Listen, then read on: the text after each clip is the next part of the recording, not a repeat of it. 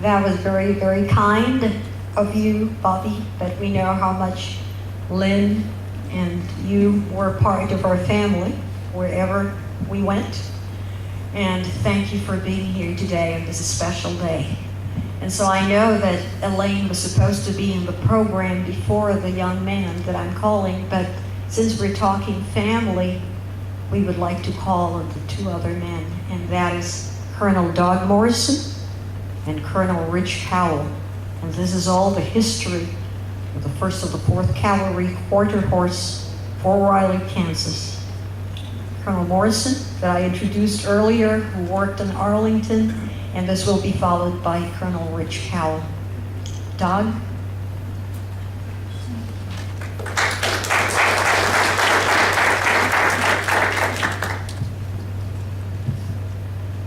Thank you, Rocky, for the opportunity to talk about a great American. And as I was sitting back there, as Rocky said, the family. And of course, Rocky being an English teacher, which is my oldest daughter's profession, I thought of Shakespeare's Henry V and the St. Crispin's Day speech when he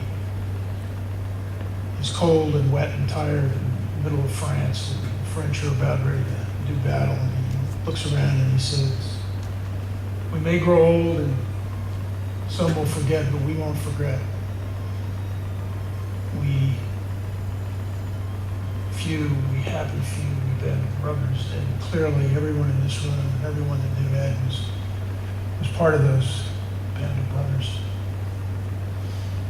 As Rocky said and Mike alluded to, I first met Colonel Ed Ramsey and Rocky in 1989 at Fort Riley, Kansas. And it was just prior to the birth of our first daughter at the reunion of the U.S. Horse Cavalry Association. He was from that great World War II generation, a son of the plains, representative of a generation that came out of the hardship of the Great Depression,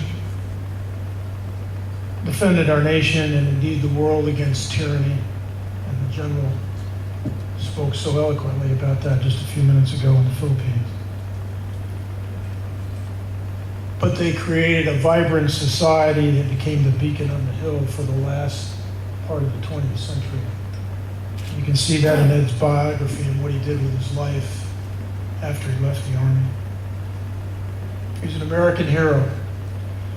He embodied those values that I learned long ago on the plane at West Point. Duty, honor, country. He was a man of vigor and stamina. He was an awe-inspiring story of battling the Japanese against tremendous odds. And I thought he could go on forever. He was larger than life at times. The years flew by, though. And suddenly when it happened, there was so much left unsaid. There wasn't that second chance to tell him thanks for all that he'd done for our nation and for the role model he provided to a young cavalry officer so many years ago. But Ed was also like my dad. They were of the same generation. And Rocky knows I've talked about this a couple of times. They actually shared the same birth month, about a year apart. Hard work and determination, self-reliance, and an amazing love of our nation. Those were all the things they had in common. My dad was not a rich man, but he once told me a story many years ago about how you could tell how rich a person really was.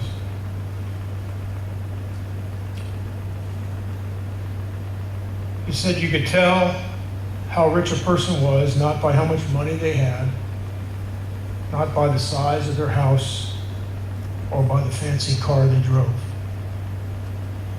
He said you could tell how rich a person was by the number of people who attended their funeral, as it illustrated the number of lives touched either intentionally or by example. Ed was more than just a friend. Today, final honors were rendered to a true American hero and a gentleman. And we can see by those who attended the funeral mass at St. Paul the Apostle Church in California on March 14th, and those who attended today, the long line of cars, a bus full, that caused the folks at Arlington to have to make an adjustment at the last minute. Ed was calling the shots up until the end there. My dad was right. Ed Ramsey was indeed a very rich man. Our tears have been shed and we've said our last farewells, and he's been laid to rest. We'll never forget him, and though he may be gone, the memories will linger on, and we shall miss it.